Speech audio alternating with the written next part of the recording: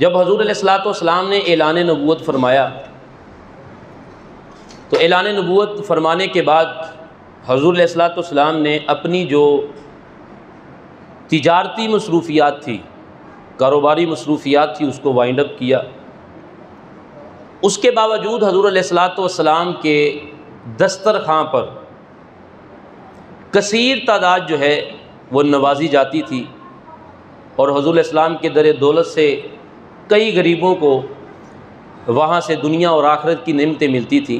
صحابہ اکرام نے آپس میں یہ مشورہ کیا کہ حضور علیہ الصلوۃ والسلام نے کاروبار جو ہے یہ ظاہری طور پہ وائنڈ اپ کیا ہے، کیوں نہ ہم مل کر، صحابہ کرام نے سب نے مل کے یہ مشورہ کیا کہ کیوں نہ ہم مل کر کچھ پیسے اکٹھے کریں درم و دینار، اور حضور علیہ الصلوۃ والسلام کی بارگاہ میں ہدیہ پیش کریں، تحفہ پیش کریں، تاکہ حضور علیہ الصلوۃ والسلام کے دولت اقدس پہ جو لوگ آتے ہیں، جو سلسلہ چلا ہوا ہے وہ چلا رہے۔ صحابہ یہ نہیں جانتے تھے اس وقت، یہ صحابہ کی شان میں یہ وہ الفاظ نکالتے ہوئے تھوڑا سا ہوتا ہے، کیونکہ ہم ادب والے لوگ ہیں، ڈر لگتا ہے کہیں بے ادبی نہ ہو جائے، ورنہ صحابہ جتنے بھی صحابہ ہیں، بلکہ وہ آخری صحابی جس نے لمحے بھر کے لیے حضور کی صحبت اختیار کی، وہ ایک جنگ میں ایک کافر حضور اسلام کے سامنے گھوڑا لے کے آیا اور عرض کرنے لگا، نام میرے ذہن سے نکلا ہوا ہے، عرض کی یا رسول اللہ، اے اللہ کے نبی، اگر میں کلمہ پڑھ لوں آپ مجھے کیا دیں گے بدلے میں؟ تو حضور علیہ السلام نے فرمایا تجھے جنت کا وعدہ کرتا ہوں۔ اس نے کہا اشہد ان لا الہ الا اللہ واشہد ان محمد عبدہ ورسولہ، کلمہ پڑھا۔ اب دست بوسی کے لیے گھوڑے سے اترنے لگا تو پاؤں رکاب میں اٹکا، یہ صحابی کا سر زمین پہ لگا۔ اب کچھ دیر پہلے کافر تھا، اب صحابی بن گئے۔ کتنی دیر لگی ہے؟ چند لمحے، شہید ہو گئے۔ حضور علیہ الصلوۃ والسلام نے خود جنازہ پڑھایا، خود ہی سے قبر میں اتارا۔ اب اس نے کوئی نماز بھی نہیں پڑھی، کوئی نفل نہیں پڑھا، کوئی زکوٰۃ نہیں دی، کوئی خیرات نہیں دی، لیکن حضور نے فرمایا جس نے کسی جنتی کا دیدار کرنا ہو اس کا آ کے کر لے۔ یعنی کہ یہ صحابی جس نے لمحے بھر کے لیے حضور کے ساتھ وقت گزارا بھی نہیں، صرف دیکھا ہے، یہ صحابی بھی روئے زمین کا کوئی متقی آ جائے اس صحابی کے قدموں کی خاک کے برابر نہیں پہنچ سکتا۔ یہ مقام صحابہ ہے۔ تو جنہوں نے حضور کی صحبت میں وقت گزارا ان کا کیا حال ہوگا؟ جنہوں نے اکھیاں بھر بھر کے جام پیا ہے، جنہوں نے جی بھر کے حضور کو دیکھا ہے، اس صحابی کا مقام کیا ہوگا؟ تو یہ ادب کے لحاظ سے تھوڑا سا، اس وقت صحابہ یہ نہیں جانتے تھے کہ پوری کائنات کو رزق جس دروازے سے مل رہا ہے، ہم اس نبی کی بارگاہ میں درم و دینار لے کے گئے کہ یا رسول اللہ یہ رکھ لیں، تاکہ یہ صاحب کاروبار تو نہیں کرتے، جیسے ایک عالم دین ہوتا ہے یا دین کا کوئی کام کرنے والا ظاہری اس کا کوئی بزنس نہیں ہوتا، لوگ بھی محبت کے ساتھ اس کے ساتھ تعاون کرتے ہیں، پتہ ہوتا ہے کہ یار انہوں نے یہ ہمارے سر کے تاج ہیں، ظاہر بات ہے ان کا کون سا کوئی کاروبار ہے، یہ دین کا کام کرتے ہیں، ہم ان کے ساتھ کھڑے ہیں۔ اسی طرح صحابہ کے ذہن میں یہ خیال آ گیا کہ یار رسول اللہ صلی اللہ علیہ وسلم نے ساری زندگی کاروبار کی ہے، اب اعلان نبوت فرمایا ہمیں اندھیروں سے نکال کے روشنی عطا کی، ہمیں کلمے کی دولت دی، تو کیوں نہ ہم حضور صلی اللہ علیہ وسلم کے ساتھ کھڑے ہوں۔ خیال صرف آیا، مال اکٹھا کیا، کسی صحابی نے کتنے سو درہم دیے، کسی صحابی نے کتنے ہزار دینار دیے، یہ سارا مال اکٹھا جب ہو گیا نا، یہ درہم و دینار اکٹھے کر کے حضور کی بارگاہ میں آئے اور عرض کی یا رسول اللہ صلی اللہ علیہ وآلہ وسلم میں ہم آپ کے لیے یہ مال لے کے آئے، یہ درہم و دینار لے کے آئے۔ حضور نے فرمایا یہ کس لیے؟ عرض کی یا رسول اللہ یہ اس لیے ہے کہ آپ کے در دولت پہ ہزاروں لوگ آتے ہیں، کھانا کھا کے جاتے ہیں، آپ کسی کو کچھ دیتے ہیں، کسی کو بانٹ رہے ہیں، آپ کے در سے خیرات ایسے تقسیم ہو رہی ہے جیسے سمندر سے پانی نکل رہا ہے۔ آقا جی ہم نے چاہا کہ آپ کی یہ مالی امداد کی جائے، نعوذ باللہ، مالی آپ کی ہیلپ کی جائے، آپ کے ساتھ کھڑے ہوں۔ لیکن انہیں تو یہ بھی بعد میں پتہ چلا کہ حضور تو انما انا قاسم ہوں، میں تو تقسیم کرنے والا بنا کے بھیجا گیا ہوں۔ جب یہ ساری باتیں ہوئی نا، جب سارا مال اکٹھا کر کے حضور کی بارگاہ میں پیش کرنا چاہا کہ یا رسول اللہ یہ مال آپ رکھ لیں، یہ درہم و دینار صحابہ نے اکٹھا کیا، یہ رکھ لیں تاکہ یہ بانٹنے میں آپ کو آسانی ہوگی۔ حضور علیہ السلام کی بارگاہ میں سارا مال لایا گیا، میرے کریم لجپالہ کا خاموش جبریل تشریف لے آئے، اور جبریل امین نے تشریف لا کے اللہ کا پیغام دیا محبوب ان لوگوں سے فرما دیجئے قل لا اسألکم علیہ اجرا، میں نے جو تمہیں کلمہ پڑھایا ہے نا اس کا مجھے اجر نہیں چاہیے، یہ جو میں نے تمہیں صحابی بنا دیا ہے روئے زمین کے سب سے خوش نصیب بندے تم بن گئے ہو، اندھیروں میں تھے، لڑائی جھگڑوں میں تھے، کفر میں تھے، ماں بیٹی کی تمیز نہیں تھی، آج دنیا کے سب سے بہترین لوگ تم بن گئے ہو، اور اس کے بدلے میں مجھے اجر دینے کے لیے، اس کا اجر مجھے صلہ دینے کے لیے آئے ہو۔ قل لا اسألکم علیہ اجرا، اللہ نے فرمایا الا المودۃ فی القربى، اگر تم مجھے کچھ اس کے بدلے میں کہ تمہیں دولت ایمان مل گئی ہے، تمہیں ایمان کی دولت مل گئی ہے، اگر اس کے بدلے میں تم کچھ دینا ہی چاہتے ہو تو الا المودۃ فی القربى، میری اہل بیت سے پیار کیا کرو۔ یہ اللہ کا حکم ہے، اس حکم کی وجہ سے اہل بیت کے ساتھ محبت ہم پہ واجب ہو گئی ہے۔ یہ قرآن کی نص سے ہو گیا ہے کہ اہل بیت، آل نبی، آل رسول صلی اللہ علیہ وسلم کا ادب، ان کی تعظیم، ان کا خیال، ان کا احترام ہم پہ واجب ہو چکا ہے، اور ساتھ لفظ مودت کا استعمال ہوا ہے، محبت کا نہیں استعمال ہوا۔ مودت محبت سے بھی اعلیٰ ہوتی ہے، جیسے پانی اور مچھلی کا رشتہ ہے، پانی مچھلی کے ساتھ محبت کرتی ہے، لیکن مچھلی پانی سے محبت نہیں کرتی، مودت کرتی ہے۔ کیوں؟ کہ پانی کا مچھلی کے بغیر گزارا ہو جاتا ہے، لیکن مچھلی کا پانی کے بغیر گزارا نہیں ہوتا۔ فرمایا اس حد تک محبت اہل بیت سے کرنی ہے کہ اگر اہل بیت کی محبت میں فرق آ جائے، اپنے آپ کو زندوں میں شامل نہ کرنا، اپنے آپ کو مردوں میں شامل کر لینا۔ محبت اہل بیت زندہ ہے تو تم زندہ ہو، اگر محبت اہل بیت میں فرق آ گیا ہے، اگر محبت اہل بیت میں کوئی کمی آ گئی ہے تو پھر اپنے آپ کو زندوں میں شامل نہ کرو، تم مر چکے ہو، تمہارا ایمان مر چکا ہے، تمہارا دین مر چکا ہے، تم خود مر چکے ہو۔ ہم صحابہ سے بڑی محبت کرتے ہیں، ہم صحابہ کی اولاد سے محبت کرتے ہیں، لیکن جب محبت کا معاملہ اہل بیت کے آتا ہے تو اہل بیت کے سامنے آنکھیں جھکا دیتے ہیں، بلکہ یہ ساری زندگی صحابہ کی بھی حالت مبارکہ رہی ہے۔ ابو ہریرہ رضی اللہ تعالیٰ عنہ ایک جنازے میں گئے تو دیکھا کہ امام حسین رضی اللہ تعالیٰ عنہ کے نالین مبارک کے ساتھ بارش کی وجہ سے، گیلی مٹی کی وجہ سے، کیچڑ کی وجہ سے امام حسین کے نالین مبارک پر مٹی جمی ہوئی ہے۔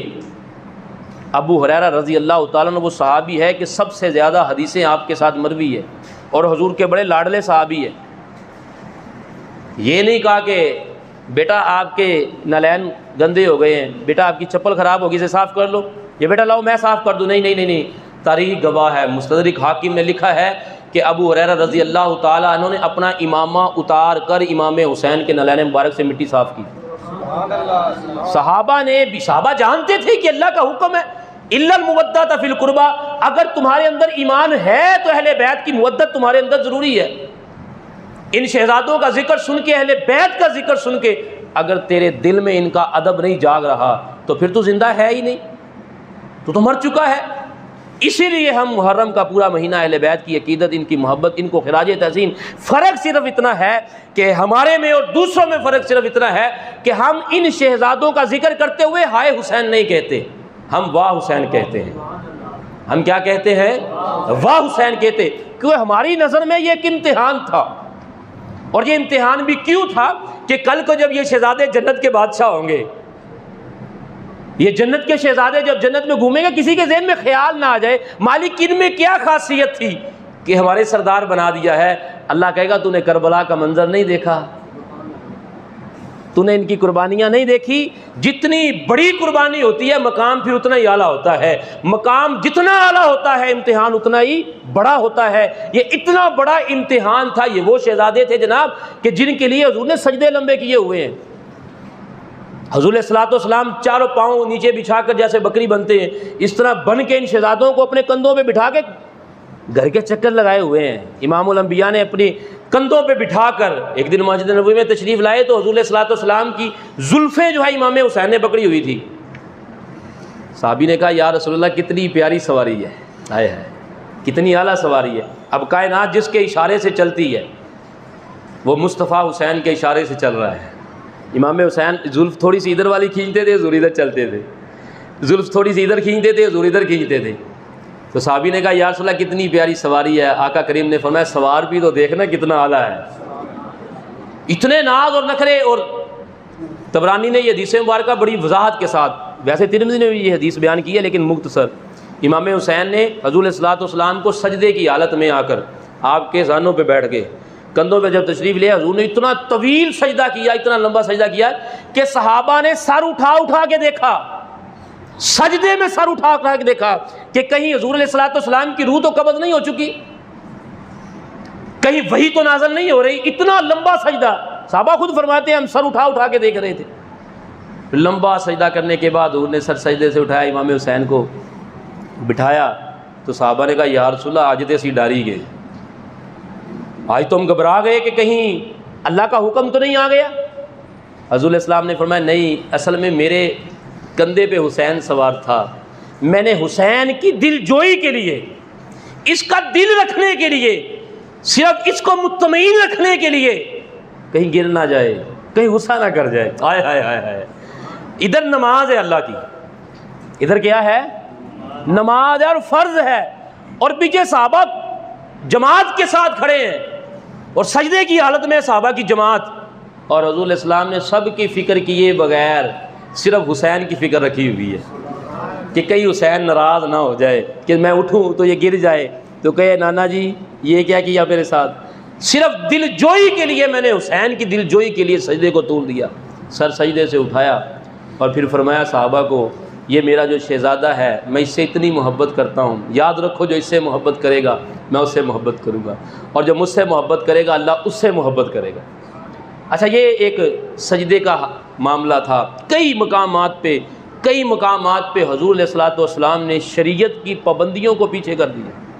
یہ جمعہ کا خطبہ ہوتا ہے، یہ دو خطبوں کے درمیان ہم بیٹھتے ہیں، یہ بیٹھنا بھی حسین کی وجہ سے ہے.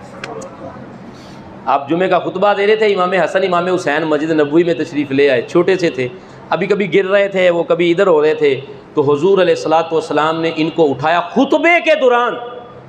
جس خطبے میں بولنا حرام ہے، جس خطبے کے دوران آمین کہنا منع ہے، جس خطبے کے دوران کسی بچے کو خاموش کرانا منع ہے، اس خطبے میں حضور نے خطبہ چھوڑ کے ان کو اٹھایا اور اٹھا کے اپنی گود میں لیا، بیٹھے، پھر دوبارہ کھڑے ہوئے. شریعت بن گئی کہ حسین کے لیے مصطفیٰ دوران خطبہ بیٹھے تھے پھر کھڑے ہوئے تھے. کائنات میں جتنی بار بھی جمعہ پڑھایا جائے گا تمام کا یہی حال ہوگا، حسین کا ذکر یاد کر کے بیٹھا جائے گا پھر کھڑا ہوا جائے گا. یہ اہل بیت ہے، ان کے لیے ذکر ہو الا المودۃ فی القربہ. مال نہیں چاہیے، اگر مال کی صورت میں مصطفیٰ پہ کوئی مہربانی کرنا چاہتے ہو ویسے کو کر نہیں سکتا، لیکن مصطفیٰ کو کوئی خوش کرنا چاہتا ہے، حضور نے فرمایا مال نہیں چاہیے، اجر نہیں چاہیے. تم کلمہ پڑھ کے، ایک بندے نے کلمہ پڑھا ہے، دنیا کا سب سے غریب انسان ہے ظاہری طور پہ، لیکن ایک غیر مسلم ہے دنیا کا سب سے پہلے نمبر پہ امیر ہے، لیکن دونوں کا مقابلہ نہیں ہے. امیر وہی ہے جسے کلمہ نصیب ہوا ہے. ہاں جی، امیر وہی ہے جس نے کلمہ پڑھا ہے، چاہے اس کے گھر کے حالات کیسے بھی ہو، چاہے لباس نہیں ہے پہننے کے لیے، لیکن چونکہ کلمے کی دولت ساتھ ایڈ ہو گئی ہے. دنیا کا جتنا مرضی امیر ہو، کلمہ نصیب نہ ہو ہم اسے امیر نہیں سمجھتے. تو فرمایا کہ جس کو یہ دولت کلمہ ملی ہے اور کلمے کے انعام پہ جو مصطفیٰ سے محبت کا اظہار کرنا چاہتا ہے اسے مال کی ضرورت نہیں ہے، وہ مال نہ دے، اگر کچھ دینا چاہتا ہے تو میری اہل بیت سے محبت کا اظہار کرے، بس میری اہل بیت سے پیار، میری اہل بیت کا خیال. اور کئی جگہ پہ حضور علیہ السلام نے فرمایا کہ قرآن اور اہل بیت کا دامن پکڑ کے رکھنا، ان دونوں میں سے کسی کا دامن چھوڑ دیا تو تم ناکام ہو جاؤ گے. آج ایسا ہی ہوا ہے، کسی نے قرآن کا دامن، کسی نے اہل بیت کا دامن چھوڑا.